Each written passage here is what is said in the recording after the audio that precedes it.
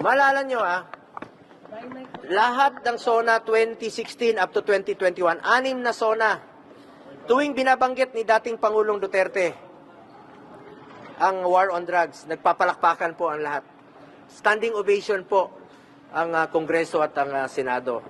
Dahil ramdam nila na may pagbabago po at tinupad ni dating Pangulong Duterte ang kanyang pinangako noon. Standing ovation. Tapos bakit ngayon sinisisi siya? Bakit ngayon mag-isa na lang siya? Hindi ba kayo nakinabang? Hindi ba nakinabang ang mga kababayan nating Pilipino? Yung mga anak natin na hindi nasasaktan? Di ba importante sa atin ang buhay ng ating mga anak, ng ating mga pamilya? Nakinabang kayo Nakinabang po ang Pilipino. Tinaya niya po ang kanyang buhay dito.